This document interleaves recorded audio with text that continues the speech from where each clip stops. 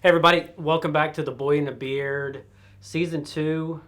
What episode is this? Man, Four? Maybe four? We had Beef Brody in our last episode, and we're excited today because I've got Cherimie Weatherford in the studio. Cherimie, I've known you for a while. It has been a minute. When you were at the other location, you and I spoke a couple times, and then seeing each other downtown, and at the Cappy event when you're one of the judges there. Oh. That's coming up this Yes. soon in a couple months. Yes, I will be there again. Excellent. That's always fun. And it's going to be Tony's first time at that event. So hearing him and your rebuttals and your jokes and Yeah. how the crowd reacts to you, I'm excited for him to see that interaction. I'm looking forward to it. Are you going to be a judge? Not a judge, but he and I are going to be recording as we have in Oh, the past. nice. So Okay, we get to see both the nice. rehearsal and the actual studio. Cool. So we'll be streaming it and recording it as we have in the last couple of years. That is a lot to try and undertake. It is. It is. First year was challenging. Second year got a little bit better. This year, now that I have help, it's going to be smooth sailing. Awesome. So I have no issues, no concerns. So you own SugarBelle. That's right. How long has SugarBelle been in business? This will be our 10th year. 10 years. December 28th is the official So right day around of the the corner. 10th year. That's exciting. Huge milestone, especially for a small business. It's hard for me to even imagine that. Yeah. I don't know where the time has gone. It's like your kids. Your kids are. Yes. It's Yes. the exact same way. I mean, Absolutely. You nurture the business, and the business changes from what you began it to be, and where it's at now is probably not where you expected it to be. I had no idea. My days in Port Royal. Yeah. I think that was like 450 square feet, maybe. It's funny to look back. I didn't think that SugarBelle would actually succeed. I didn't plan for it to succeed. I put some money into it and I told my husband, I was like, look, because I am sort of a financial minded person, I said, I'm going to do this. I'm not going to worry. This is some money that I have saved up for a long time. It's a little fun money, no big deal. If I lose it, that's it. I told him I wouldn't take any money from the family, no money from anything, and I didn't. And so SugarBelle was started with just under $6,000. Wow. So I didn't know you were in Port Royal. Where were you at in Port Royal? I was right beside Agave. Really? In the little, we always call it the shoebox. I know exactly what you're talking about. Yeah. Where Lotus came was after there. me, right? Yeah. Okay, got it. Yeah. So when I met you, you were downtown on North, because we did the sign for you at Felver Design before I bought David Felver. Oh, that's right. He and I had done your Yes. oval sandwich board, I believe, and some Yes. window vinyl or something like that. So that's funny. I didn't know that. Yeah, I was there for a year, and then I realized that was not going to work. Yeah. It's funny though. I look back and I remember the days of I had to steam and unpack clothes half in building and half out because there just wasn't enough room, and I didn't know any better. Yeah, of course. I didn't know any better. Location is huge, and what kills me is so there's a business in town and they have one location and they don't make it. Somebody moves right in. Granted, it could be operationally, it could be a lot of other things, but my experience is location, and if it's a destination, you have to physically go there. You're not just going to pass by. Right. Oh, let me run into here or where. So I think the obviously where you're at now is ideal. The foot traffic is phenomenal. Where you were at before in North downtown, or uptown rather. It's a good location. I mean, you're right around the corner. Yeah. It was right there. So visually, you had a lot of eyeballs on you. And Right. again, a destination, but I think presence and people seeing you and your involvement in the community alone is great. That was probably, I will say this though, there are some wonderful things about not having any idea what you're doing. I didn't think about all that. I moved into a building that didn't have an entrance. I mean, on the list of brilliant small business decisions, that's not one of them. Right. We had to drive through, my customers had to drive through Hardee's to get to my building, which was a lot of fun. But again, I didn't know any better. Yeah. And having that store right there, I still, out of all the different locations, even though it goes against every single thing that anybody would tell you, it was a great location. Right. I mean, we killed it. Yeah. It was the springboard for us. Yeah, for sure. And that's, in hindsight's always 20/20. It's funny how that works. So you had no entrance. So Agave sits here. So that little cut through, obviously you're talking about going behind Hardy's, running that little, what would be the exit now. Yes. So that little off of Rebo was not there. It was. I don't remember exactly what the situation was. Maybe it was pulling out or something. Got it. It's so funny, I don't remember. Yeah. But I do remember our customers driving through Hardee's. to get Yeah. there. And it might have been because of the traffic or, that red light with all of the congestion right there. For sure. I don't remember. I just remember that that's where we would go through. And that's that constitutes you as a brand or as a person that people wanted to shop and then make whatever efforts it is to come see you. Mm-hmm. So that's fantastic. So I guess right then you knew. I did. Yeah. I was just coming off, at that time, I was just coming off of probably the highest of highs in the real estate career.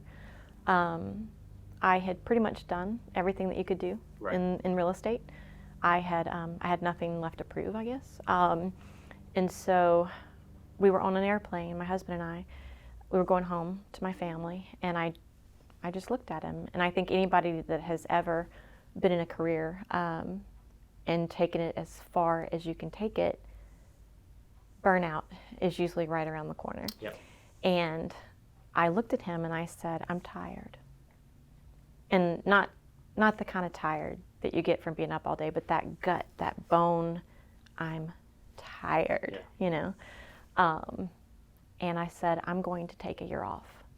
Now, at the time, again, I was really at the top of my game in real estate, and nobody, including my husband, saw that coming.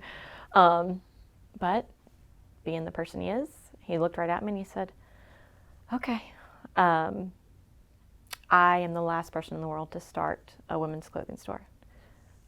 I'm a tomboy. I always have been.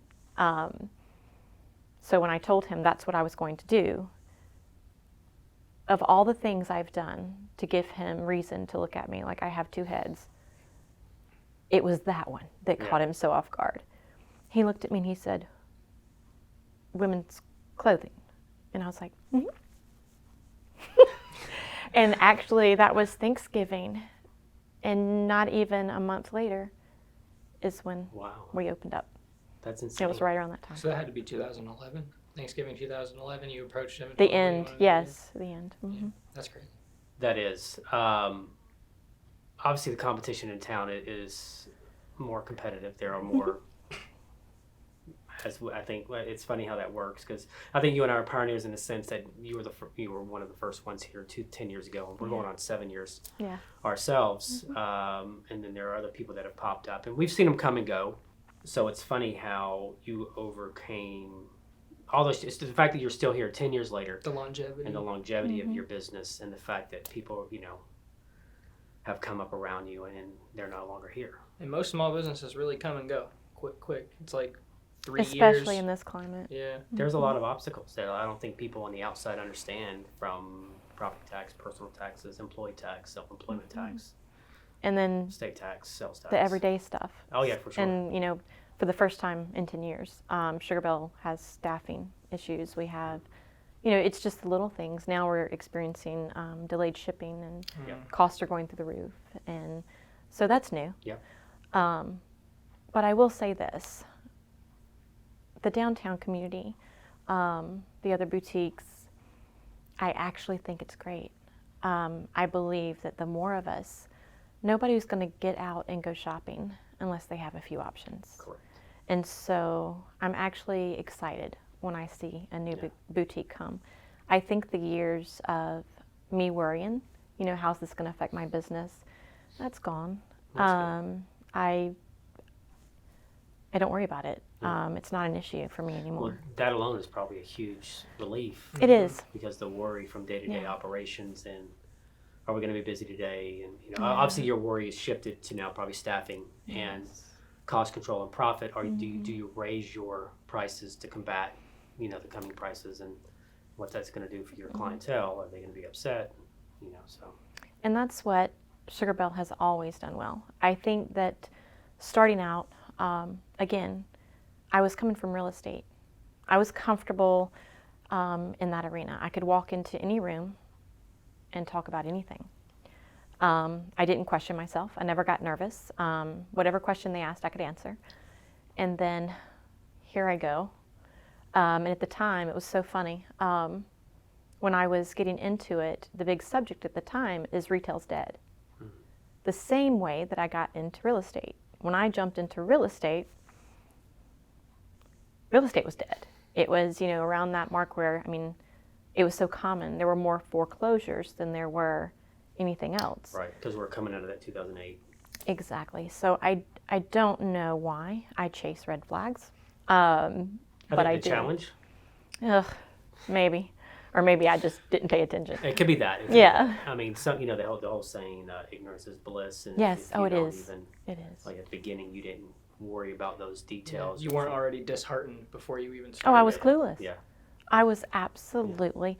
And the thing that I did, which I think you probably help people with every single day, is I turned to social media. And I am not, as funny as it is, I live a very public life, but I have a tendency to prefer to stay behind the scenes. And it was so funny whenever we started SugarBelle, or when I started, I let people in, and it was extremely uncomfortable for me. I filmed it all. And people resonate with that personal side of your business because it is your business and it reflects you as a person. And that's tough for a lot of people. They followed the story, Yeah. and I was so honest in the fact that I did not know what I was doing. Yeah. I told them all, I was like, y'all, I don't know what I'm doing. I was dumpster diving for furniture. I had no idea. I didn't even know how to run my point of sale. Wow. I figured it out. Yeah. Opening day. So there is something so beautiful about telling people that you're clueless. Yeah. I think that people open businesses with the facade of being an expert. Oh yeah, for sure. It's not necessary. Yeah, no, not at all. Especially not in this day and age that we live in, even 10 years ago, with the amount of technology or information that's available. That there's a lot of OJT whenever you're doing things. Fake it till you make it kind of a scenario.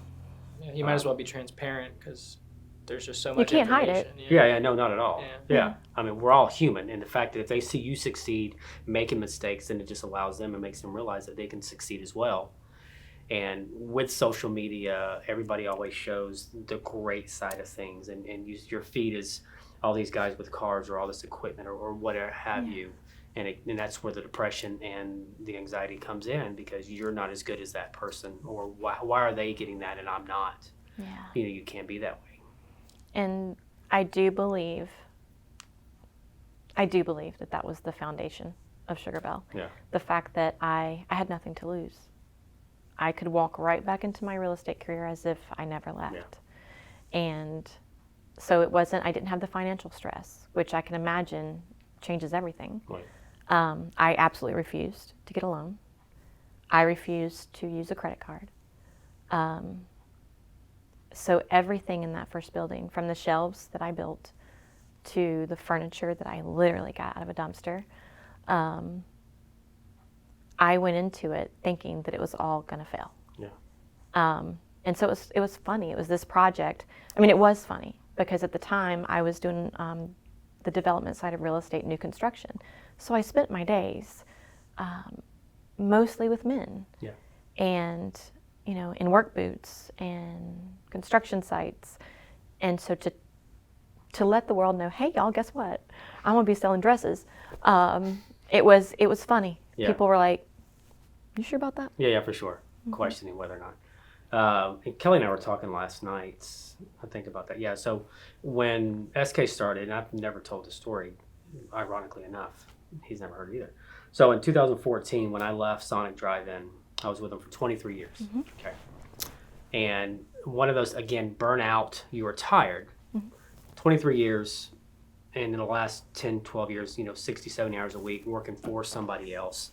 Yeah. 14 stores, 14 managers, 28 assistant managers, X amount of employees, all problems, right?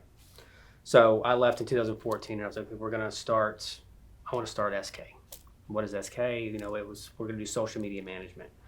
So I left making decent money to making $1,200 a month, working for David, X amount of whatever, 5 days a week. Mm-hmm. I sold a Rolex and my Sonic stock to start SK. And I'd forgotten about that.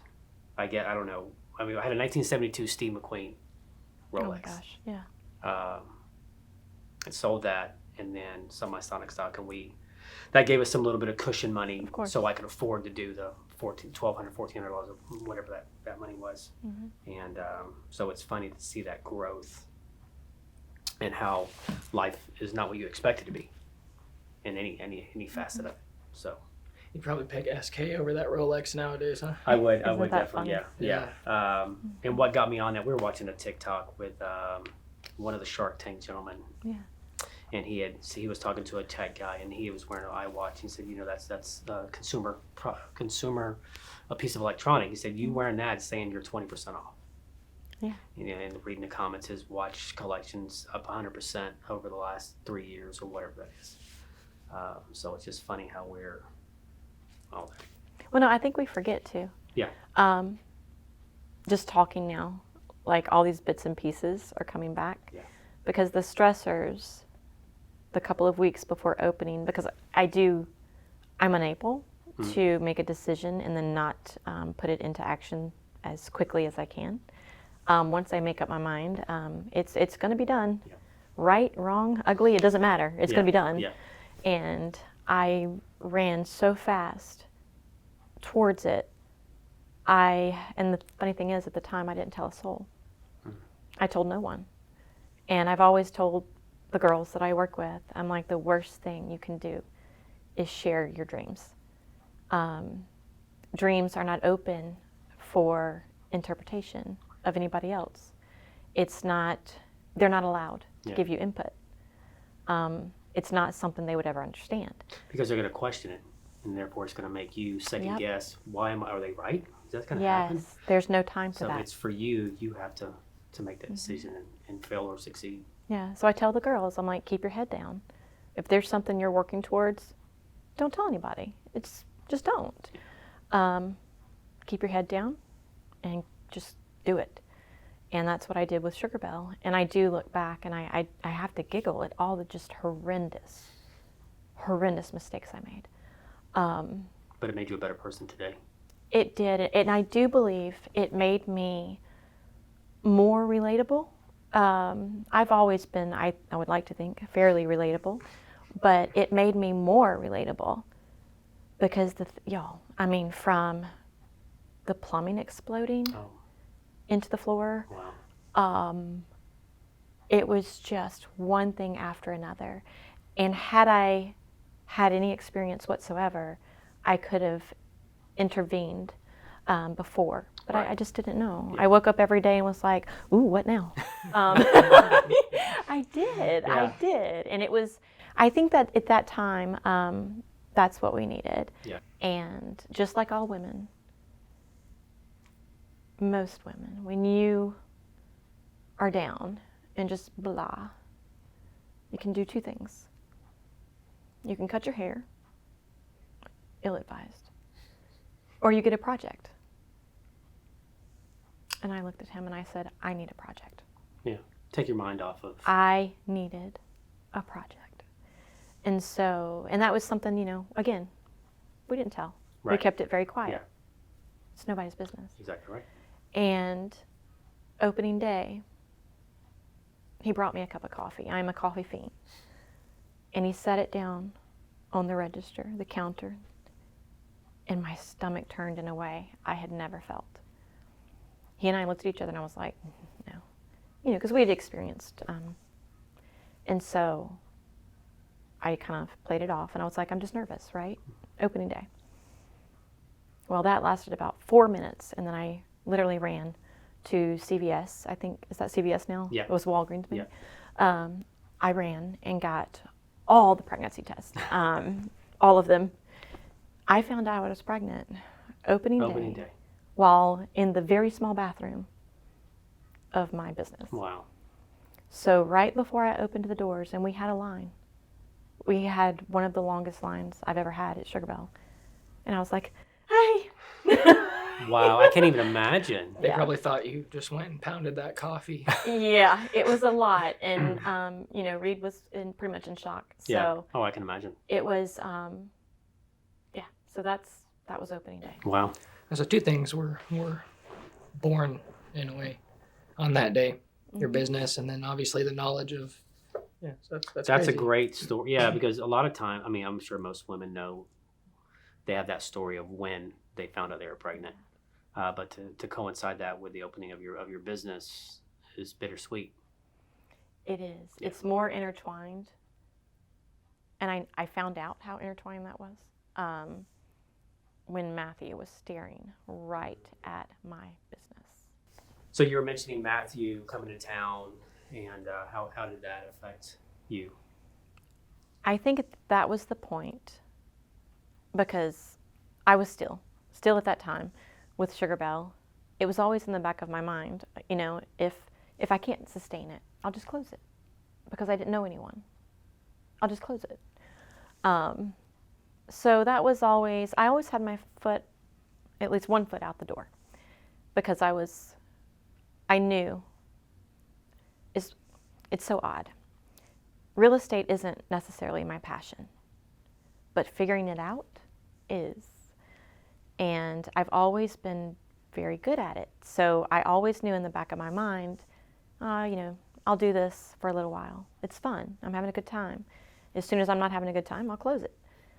But when Hurricane Matthew was coming to Beaufort, the actual projected path was about 100 feet from my business.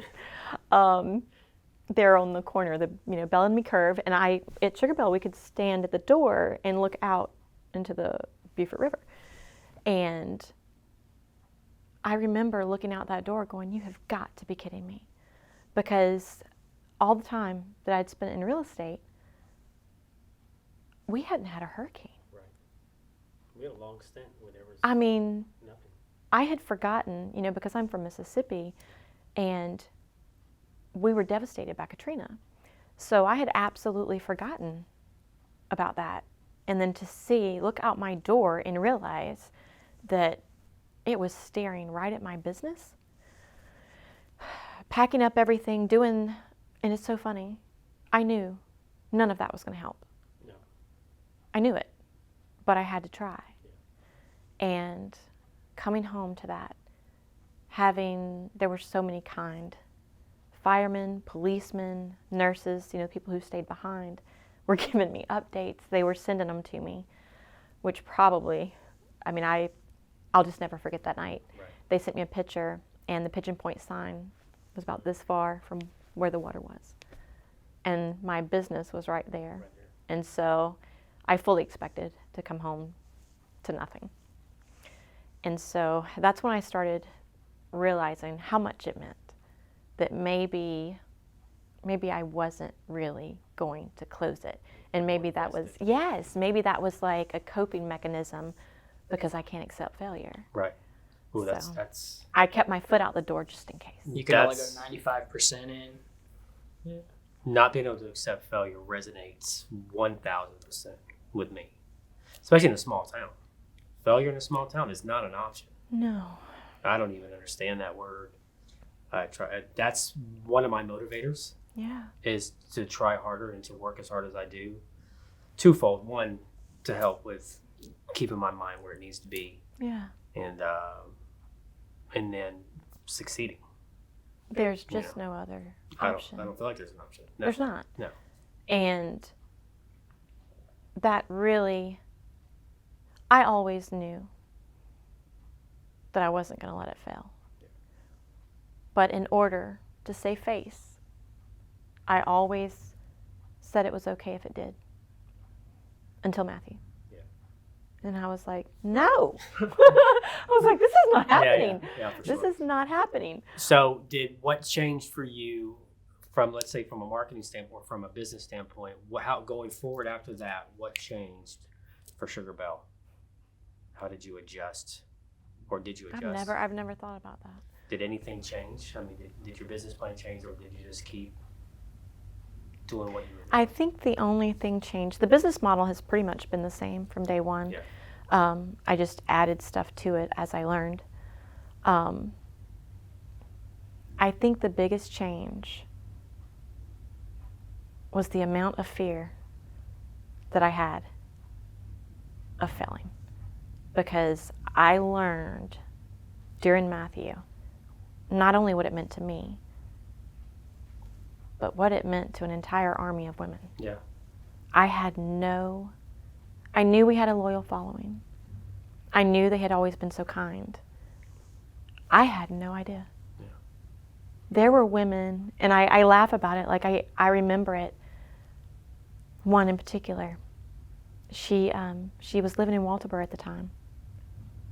As soon as we were able to get back in, I look up, I see her running down Boundary Street in rain boots, holding towels over her head, and she's like, "I'm coming, Cherimie, I'm coming." And I think I had actually met this person maybe twice. Wow. I had women and men showing up from everywhere. They were ready. Yeah. Whatever they had to do. Wow. And it was such a special time in Beaufort, because we all looked at each other a little differently. Yeah. And we didn't have power. So for about a week, I set up, we had coffee, because I'm fortunate that I'm very connected, both through real estate and other avenues. I'm lucky.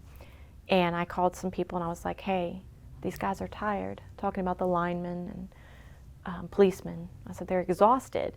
And so I set up a table in our parking lot and we served coffee, because that was really all we could do. Yeah. And then when the internet came back on, at this point, I mean, the focus in Beaufort was just fixing your house. It was a very difficult time. And so what I did is I knew nobody was going to shop. I felt guilty and absolutely selfish to even think that, you know? Yeah. And so to pick up as if it was normal, I couldn't. Right. I couldn't. And so I really thought, what can I do? There's got to be something, right? So I set my dressing rooms up as offices. I would tell people, come charge your phone. Do what you need to do. A lot of people didn't even have water. I would tell moms, come, I've got water. It's cold, but I've got it. And that was another kickoff point for SugarBelle, when people did realize that, hey, you know, she means what she says. Yeah, exactly right. Mm-hmm. I mean, it was interesting, and I remember that. Obviously, I remember Matthew and What year was this, Matthew? 17. Okay. Yeah. So I think. got it. 17. Yeah. Yes. For us, we always stay behind twofold. One, because we handle the social and for the town and the city, and at that point, Berthoff had us helping with the fire department and Mayor Billy, so we really had all these avenues of information, so it was consistent. So there was no false information coming in. But I do remember that, and then how much you played, and it's kind of a leading force for us. So with our Christmas giving trees, we're giving away, we take volunteers for Thanksgiving dinner, and we give away food like that. I think you have to do that for a couple of reasons. One, if you have the ability to do it, why not? Don't be stingy. And if we can help make one person their life a little bit better, whatever that is, it may be small to you, but to them it's the whole world. Absolutely. So I think seeing you do things like that, and Kelly and I talk, and we were like, well, once we get to where we can financially make those decisions and do that, then that's kind of where we're at now, obviously. But That's a huge compliment. That's yeah. huge. Yeah, you could have opened Huge. up and made everything 75% off. You know, just completely abused the It the wasn't- fact that you were it one of the wasn't only. worth Not. Didn't Oh, even matter occur of to you, fact. probably, yeah. You know, and I'd forgotten. You know, you do forget. Yeah. But what you said, we actually took a lot of our clothing, because there were people in Beaufort who lost everything. You know, they couldn't get into their homes, or all their stuff had been flooded. So we had a little network, and there were a few families that had nothing. Yeah. And so we just bagged up clothes and we took it to them. But going back to that point, that is, again, that's one of those foundations of SugarBelle. I've always thought it was odd to hear small businesses constantly say, shop small. shop local. How could you dare shop with a franchise? Why are you Amazon Prime and everything? Well, what are you doing for the consumer? Right. And so now if I decide to say, hey, y'all, you need to shop local, I can say it because I give local. Oh, 1,000%. Yes. We've had a couple instances with that, where somebody's come to us about pricing. And obviously, a small business can't compete with online. So let's talk from a sign shop standpoint. I don't mass produce yard signs. I don't buy in large quantity and bulk of substrates. So for me, there's a little bit more cost involved. So therefore, my price is going to be a little bit higher. And we've had somebody come to us and they preached shop small, and then we gave them a price and they couldn't do it. So they shopped online. And it's kind of an inside joke that he and I have every time we see this Because they come back person. to you. Well, we see them all We're the pretty time. involved Yeah. with them. We're pretty involved with them, ironically, and they didn't realize. That happened after the fact. That's Yeah. the irony. Yeah, for sure. Because at the time, they didn't know our role and what they were going to be when they came. We gave away Beaufort Strong decals that year. I don't remember how many. I mean, I was just in here days, just printing and cutting, and then people come to pick them up or whatever we did. And every now and again, I'll still see one sitting on the back of a car. And it Oh flutters, yeah, doesn't yeah, it? no, of course, yeah. Because, and what's weird, because we understand living in a coastal community how in the blink of an eye your life is completely changed. What is nice and sunny today, tomorrow could be trees down, no electricity, no water. So, knock on wood, it hasn't experienced when he's been here, and hopefully going forward, it's not going to be. We don't have anything like that, but it's going to happen. I mean, it's inevitable. Whether or not when, we don't know, but it's so surreal to be sitting here one day and then the next day all hell broke loose. It's like society is on pause for Literally. a week. Yeah. Oh, yeah. Like all whatever the- plans you had are Yeah. done, and All the little stuff that seemed big 4 days ago is now just Yeah. nothing. Yeah. I'd imagine, at least. Yeah. That was like the tornado is the only little taste of that we've gotten here. Oh, Otherwise, it's been relatively, thankfully, yeah. pretty, even like a mild summer and a mild winter. Yeah. So It I'm is- thankful for that. Matthew was, in my eyes, the great equalizer. It knocked us all down, all of us. It took us away from that fairy tale of living in Beaufort that we had gotten comfortable with. It took us away from watching everybody else have hurricanes, because so many people would come to Beaufort for shelter during so many types of hurricanes. And we found ourselves looking for shelter. And I think that knocked us down a notch. And I think we needed it. Oh, I think so too. It's humbling. Mm-hmm. It puts, Absolutely. It's a reality snap that life is fragile, Oh, yeah. your business is fragile, and so on and so forth. And also, I think we're a little bit kinder now Oh, I agree. to As a community. those people running away from a storm. Yeah. We finally get it. Yeah.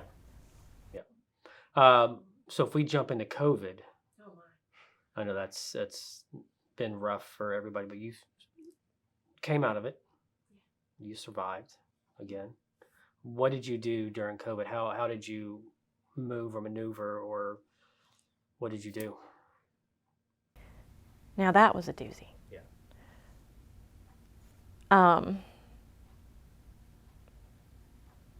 Sean, it was like a hurricane that was coming, and we didn't know how long it would be there. It changed everything fundamentally for everyone.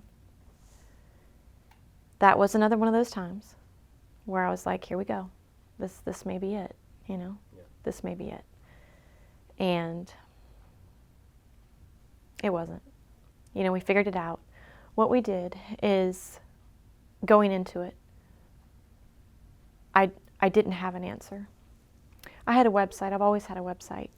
And the funny thing about that is I get asked all the time, why don't you do this to push your website? Why don't you do that to push your website? It was never my intentions to be an online store. I could do that in 2 days. It was never my intention. It's not my favorite. I like the relationship that I have with my customers. I like being part of the actual community. And an online store is just faceless. There is no difference between me and Amazon. Exactly right. And I don't like it. So that time, I think we were living in sort of that weird phase where we questioned it. The Where validity of absolutely we questioned it. Yeah. I don't know at the time anyone that didn't, Yeah. because we didn't understand. There had been in our lifetime. There had been never been anything like that. Right. And I don't think it was a political thing. I don't think it was a science thing for us at that time. I think our brains could not process. They couldn't. Human beings are good at coping. That's for Yes. sure. Yeah. And I believe that's what we all did. You know, that we had gone back to Fairy Tale Beaufort. That only happens in New York. Yeah, exactly right. You know? Big city. Exactly. And so I am the first to admit I was in a bit of denial. I was in denial until things started shutting down. Because what happened is a lot of my designers are in New York. These people I talk to every day. I've been going to New York close to every other month for almost 10 years. I know these people, like really know them. And talking to them, I started hearing something in their voice that I was not accustomed to. I started hearing different sides and just the fear, the absolute fear. So that started it. And just like any business owner, when you know something's coming, you scramble. It's all about, how can I keep my employees? How can I keep the doors open? What am I going to do with the inventory I've got? Yeah. So thankfully, that website that I hated so much was fully functional. And in 24 hours, I changed my entire store into a warehouse. Wow. I put every single thing we had. And at that time, there was probably about 15% of what we had that was actually online. And I say it was 3 of us. We did it in 24 hours. Wow. And these are people, they had their own lives. Right. They had their own fears. Yet they were there. They stood by me, and we got it done. And the biggest, just incredible thing, maybe the most incredible thing that's ever happened at SugarBelle was, I don't even remember how it started. I don't remember how it started. I came across something that I had seen. It was an artist, but she was in Italy. And when I saw it, I had chills all over my body. And she was in the part of Italy that had just been devastated. And I just happened to see a painting of hers. And I contacted her. And a friendship began that I never saw coming. The time difference, I would be up all hours of the night talking to her. Her English was pretty broken, but we were able to do it. And so I asked her, because I knew at the time they couldn't leave their apartment. Their entire family was in this extremely small apartment, but her artwork was just so amazing to me. And I don't know why that one picture just got me. Probably because one of my best friends is an ER doc. A lot of my customers are ER nurses. And my heart hurt for them because they experienced it far before any of us. Yeah. And they were tired. Tired, Yeah, physically and emotionally. Yes, and they mentally. were I just, can't even. they had nothing left, but they got up every day and they found Yeah. something. And this photo, you may have seen it. It was a painting, but when I contacted her, I said, this is a shot in the dark. I want to use your painting. I want to pay you to use it. And that was, I don't really know how to explain how we connected in that way. Right. But she said, people have taken my photo, or taken photo of my art, and they're using it. Wow. Why are you calling? And I was like, because it's beautiful, Yeah. and it's yours. That's why I'm calling. Yeah. And I asked her for the rights. and I paid her, I think at the time it was like $500 for the rights because she wouldn't tell me a price. Yeah. And so we had to go through all these channels to get the money at the time. And she sent it to me. And she sent me a file, but she signed it. I put it on T-shirts. It was a female nurse. And the story that Sarah told me, that's the artist, that she had been looking out of her window and she saw a female doctor literally stop in the middle of the road, put on her mask and gloves to try to save someone. Wow. And when she looked down, that doctor had the Superman shirt on. And that's where she was inspired to paint. And so she painted that doctor. So when I saw it, it spoke to everything that my friends around me were feeling. And so I put it on a T-shirt. I was going to give it to my ER doc friend. Yeah. The next day, LSU called me. The day after that, Tulane called. The day after that, a physician's Facebook group. It was trauma docs from all over the country. Yeah. They said, what do we have to do to get it? Next thing I know, I am shipping 200, 300. Just to Tulane, I did 400 of these T-shirts. My business was saved by a T-shirt. By the T-shirt. Now, so did you give her any additional funds? I did. Absolutely, I did. Had a feeling. I figured you did. Absolutely, Yeah, I did. that's And something. we talked. Yeah. We talked all the time. I would send her pictures, and I'm like, look at this. That's huge. Yeah, I said, look at what you did. Yeah. Now, it did go on, and a lot of people, and I went through that heartbreak with her. A lot of people were stealing it. It was all over the internet. Yeah. It was everywhere. But mine was legit. There was a big shift. Not that there wasn't already a focus on small business at the time, or even restaurants and servers. Mm-hmm. A huge shift into supporting those small businesses and servers in local restaurants that I'd never seen before. And it's because we handle a couple businesses here in that same field, so it was great to see those, and then their curbside service, their online service. Those that didn't want to get on DoorDash or another to-go delivery jumped on that opportunity. So for them, and then they're still on there, so it's not as bad as they thought it was going to be. It's another revenue source, and of course it's kind of a pain in the butt sometimes. Kind of forced everyone to get with the times. Definitely to get with the kick in the times. butt. Absolutely. So from Zoom alone, Zoom. Yeah. So Oh, Lord. what's funny too is that we actually generated some revenue from hosting Zooms for HOAs that we've done, the Bundys, and actually got 2 more coming up. One this month, one next month that they want to do an annual one on. How many hours of Zooms do you think that we facilitated? Oh my goodness. 500. It was 1,000. ridiculous. I mean, it was insane that we were doing them so frequently. And we still stream for them. I mean, 12, 15 hours a month. Yeah. So it's just crazy. We have a lot of seat time handling with Zooms. But for us, we turned that into a little bit of a revenue source as well. And I worked at a restaurant at the beginning of the pandemic, and I was like, I actually made jokes about how I didn't have to use Zoom for anything. I didn't have to teleconference with anybody. We just had meetings for the restaurant.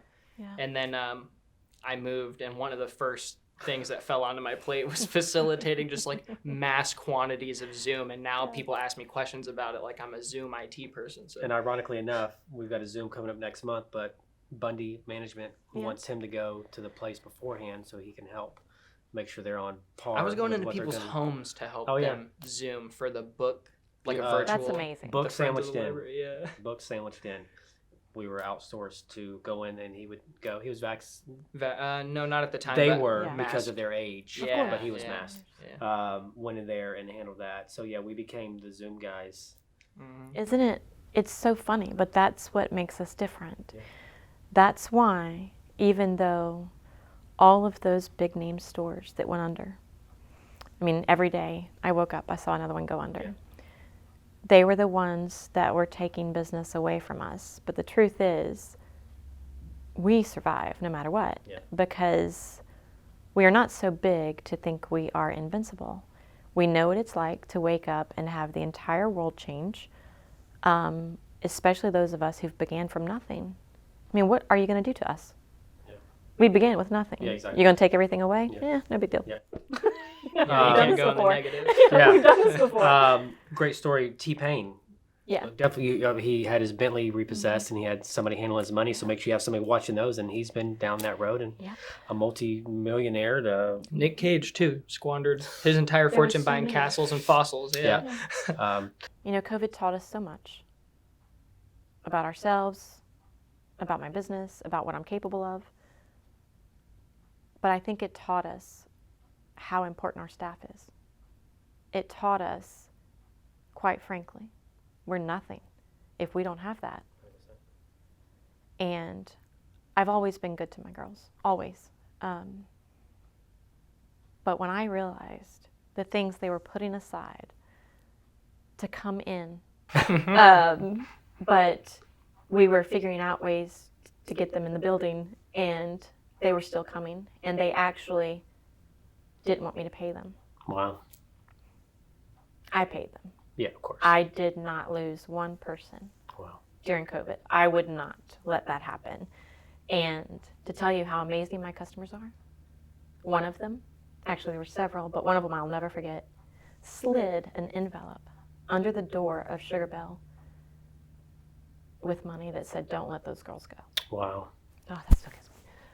I can imagine. Yeah, it's huge. You've got a great community following. Yeah. You take care of your internal guests as you do your external guests, and you have to, as any business, you have to take care of your people. Now you have a great support structure in the community. We're bonded. Yeah. Like we're all trauma bonded. Yeah, exactly right. We are. Yeah. I mean, That's a we'll great never way. forget. I don't know about you. I will never forget the people here and here through that. Yeah.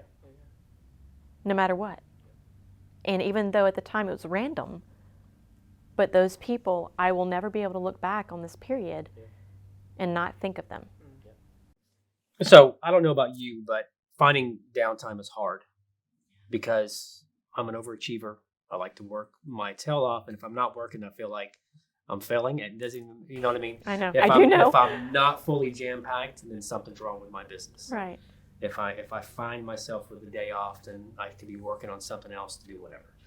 It's a disease. It is a disease. It is 100%. Yes. So when you do have a rare opportunity to sit down and watch a movie or a TV show, even let's say this, what's your go-to movie that you put on that makes you just kind of forget everything that's going on around you? I have a couple. Okay. But fried green tomatoes. Okay. Every good Southern woman has that, by the way.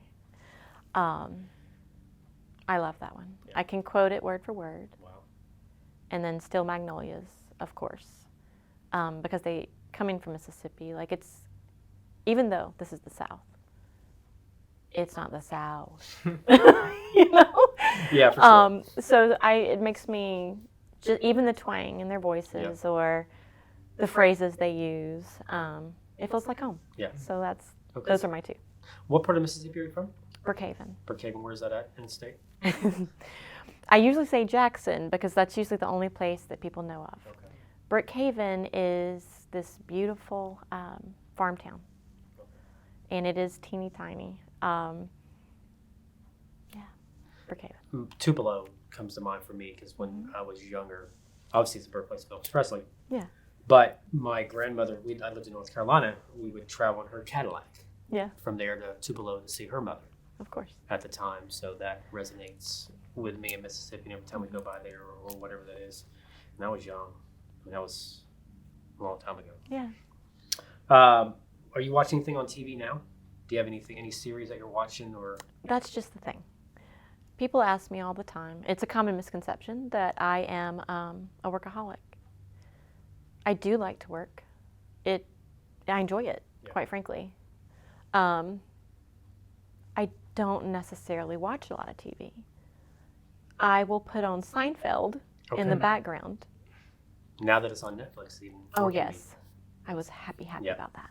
I'll put on Seinfeld and just let it play in the background. Maybe when I'm, if I'm writing for the paper, if I'm cleaning house. Yeah. But as far as like TV, Nothing. no. Fair enough. That's, and it's there's so many opportunities. There's so many channels. There's so many subscription streaming services that are out there. It's overwhelming. It's almost, and Kelly and I will sit down and we were eating dinner last night and we just threw. There's a couple shows that we watch. Yeah. It's her and I. It's our bonding time. Of course. Obviously, I've got a 19-year-old that lives upstairs in the house, the room above the garage. So she's obsolete. She doesn't interact and know. Of course. My son's in Austin, Texas, so it's just her and I and our 2 puppies for the most part. Yeah. So that's kind of our downtime and watching that. What kind of music do you like? I like all music. I'm often picked on about that. My playlist is the biggest hot mess. Really?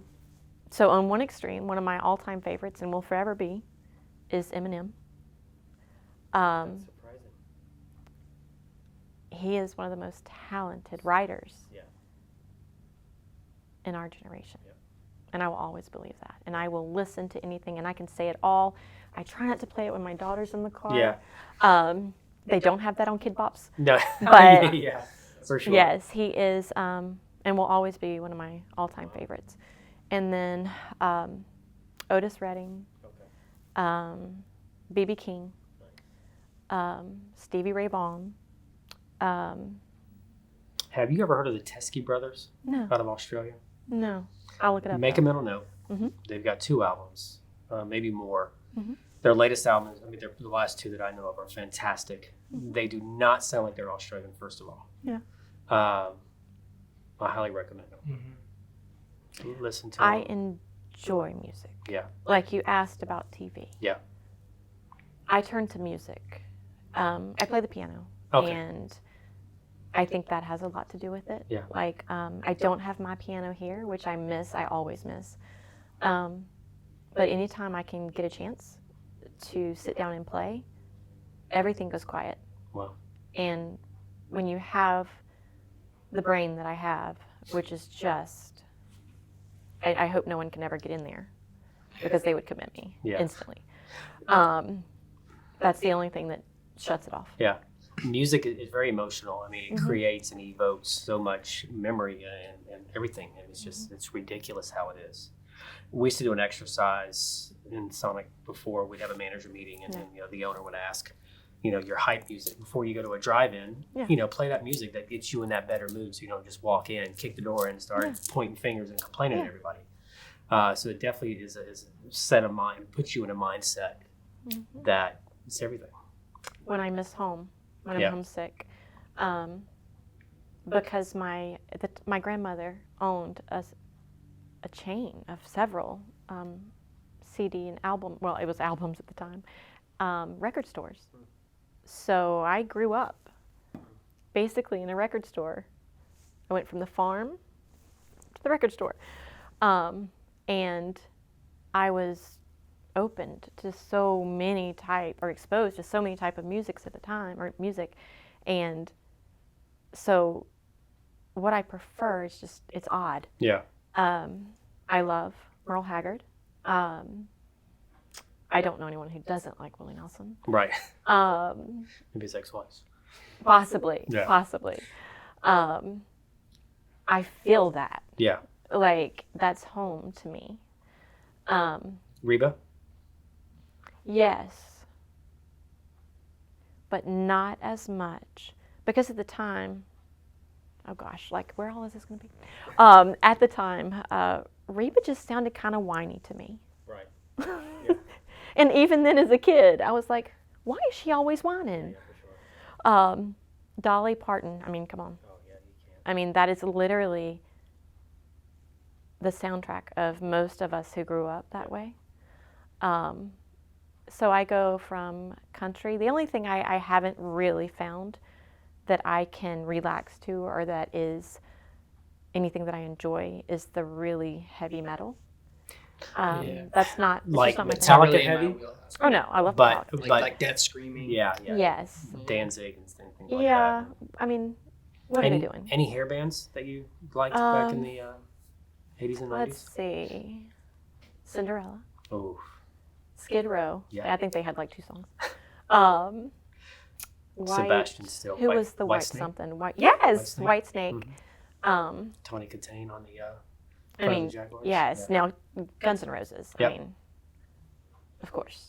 The big ones. Yeah, for sure. Yeah. Like Kid Winger was one that was. Yeah. Cherry Pie, or even the guys that sang Cherry Pie. Mm-hmm. And it's funny listening to the lyrics now. It's like, oh, here's a little sketch. They were totally sketchy. Oh yeah. That's Why? What? Yeah. What are we complaining about the kids today? Yeah. I mean, we did the same thing. Yeah. Oh, I know exactly right. There was just more hairspray. Yeah, exactly. It was just a bigger fire hazard. That was the Yeah. Oh yeah. Oh exactly. my gosh. Yeah, I remember looking at when the first Poison record came out and those guys on the album cover, and it was probably 84, 85 when that came out, if not 85, 86. Cinderella, love Cinderella. So, fun story, in 1980, 88 or 89, in Nuremberg, Germany, my stepdad took me to the Monsters of Rock concert. Yeah. D.O.D., Purple, Rat, Metallica. Mm-hmm. And I was 15. Mm-hmm. So, that prime age. Oh yeah.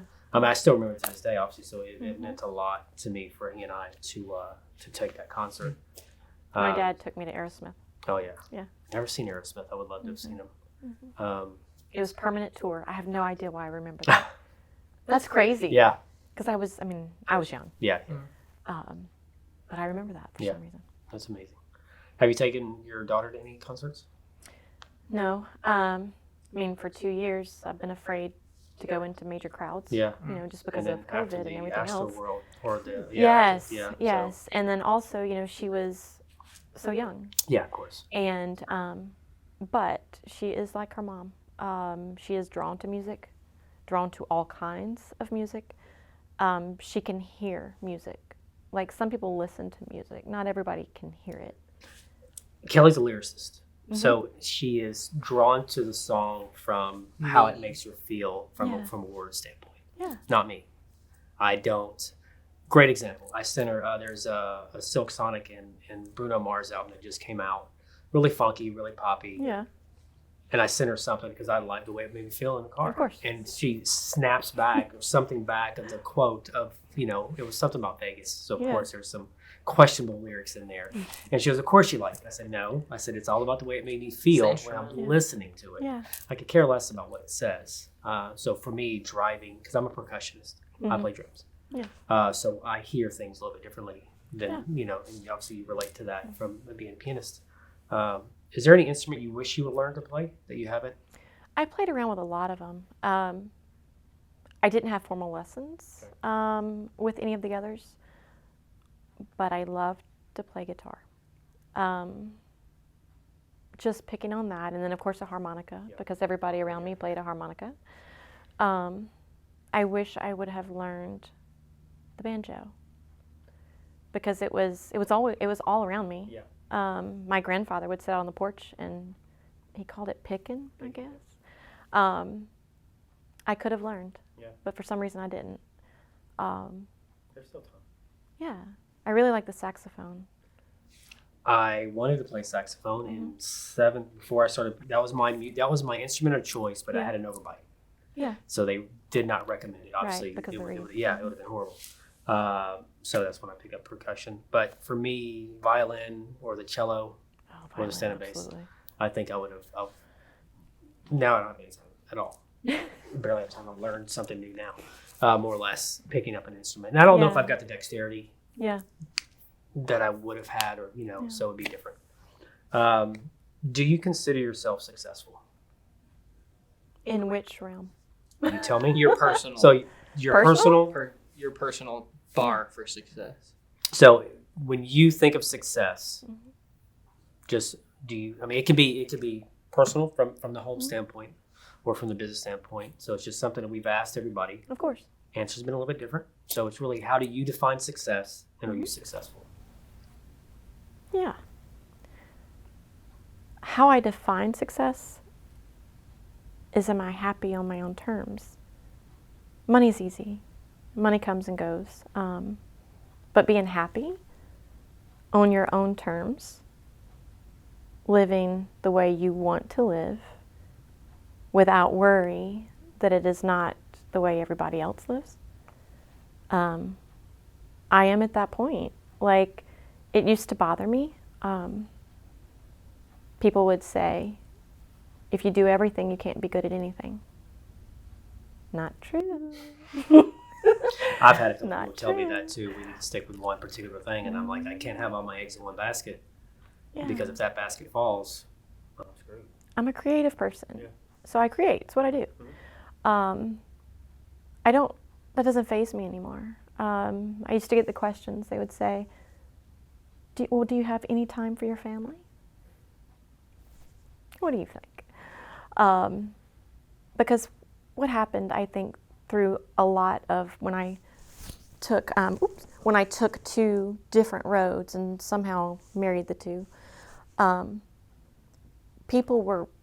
it was not okay. I needed to pick a lane and stay in it. But I don't do that. And so trying to fit in became impossible. I stopped going to dinner parties. I stopped going because I was tired of the questions. I was tired of the guilt that I felt sometimes when they would ask those questions, especially the family question. And then one day I woke up and I was like, seriously? I'm a great mom. My daughter is my world and she knows it.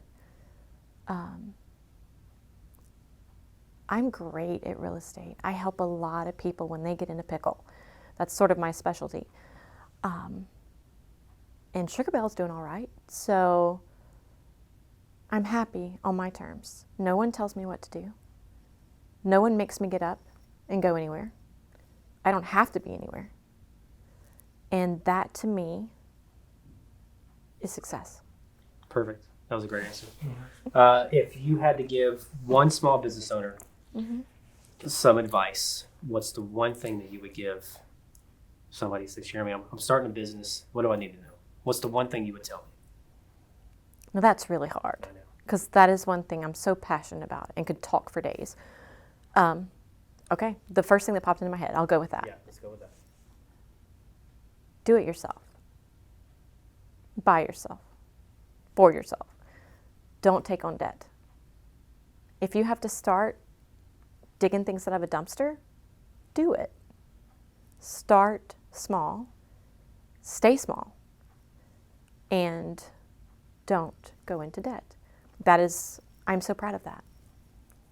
I think that it's a lot of the business stress that people have is because of debt. Yeah. And yeah, do whatever you have to do. If you have to work a couple of side jobs to pull in money, do it. Who cares? Yeah. Do what you have to do. Make it work. That's perfect. Well, Cherimie, I appreciate you coming in. Well, It's thank you. exciting to talk to you. It's always good to talk to another business owner. It is. You know, yeah. I think we all kind of. Yeah, I could literally sit here probably hours on hours and discuss. So we appreciate you coming in. Absolutely. Where can everybody find you at? So what's the website? ShopSugarBelle.com. It's not SugarBelle's.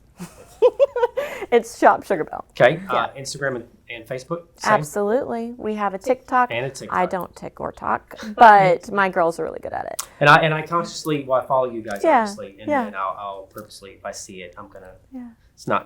I'm not your demographic, obviously, but I get the love when I need to. Well, we when I see it. we try. Yeah, we yeah, try for to sure. keep it lighthearted and I'm careful. I don't let it get, Yeah. No, it's great. I Pressure. love seeing it. And, the motivation, your work and your progression has motivated me to kind of emulate what you've been in the community. So I appreciate you That's such a huge compliment. for who you That's are such a and what you've done for the community. And it's, Well, thank it's great. Thank you. So, all right.